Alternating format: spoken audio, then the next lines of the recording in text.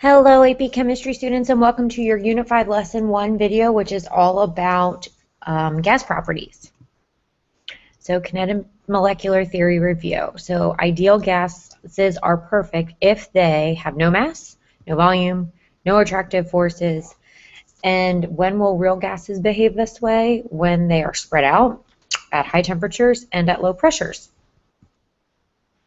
So let's first start talking about Boyle's law. Boyle's law shows that there is a pressure and volume relationship, and it's indirect. So here's the equation for Boyle's law. So P1V1 equals P2V2. P obviously is going to stand for your pressure, and volume is going to stand, or V is going to stand for the volume of the gas. Temperature in this relationship must be constant. Notice there's no T in that equation. That means that temperature does not change. So what does this look like? So that means that as we increase or decrease the volume of a gas, the pressure is going to increase. Okay? Now let's look at Charles' law. Charles' law shows that there is a volume and temperature relationship, and it's a direct relationship. So if volume goes up, so does the temperature.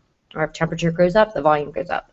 So obviously the V's in this equation are going to be your volumes, and your temperatures are going to be the T's, and pressure is going to stay constant here.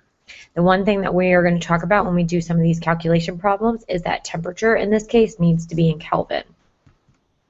So again, as you increase the temperature, the volume goes up, or if you want the volume to increase, you need to increase the temperature. And notice in this picture that the pressure does not change. It stays the same. Gay-Lussac's law is the relationship between pressure and temperature. They also have a direct relationship. So as the temperature goes up, the pressure is going to go up. Those molecules in the gas are going to have more kinetic energy. They're going to be hitting the walls of the container more, so they are going to exert more force, and that's what we are going to record as pressure. So your P's in this equation are going to be pressure, and your T's are going to be your temperature. Volume must be constant. Your volume cannot change in order for you to use this. So you have to be in a rigid container where the volume does not change. And once again, your temperatures, when you use this equation, need to be in Kelvin. The last one is Avogadro's law. Volume and the number of moles have a direct relationship. So as the number of moles increases for a gas, the volume is also going to increase. So in this equation, your V's and N's, V is going to represent your volumes of a gas, and N is going to represent the amount. Both pressure and temperature are going to be constant in this equation. So then what if we took all of those and we put them together? So then we would get the combined gas law.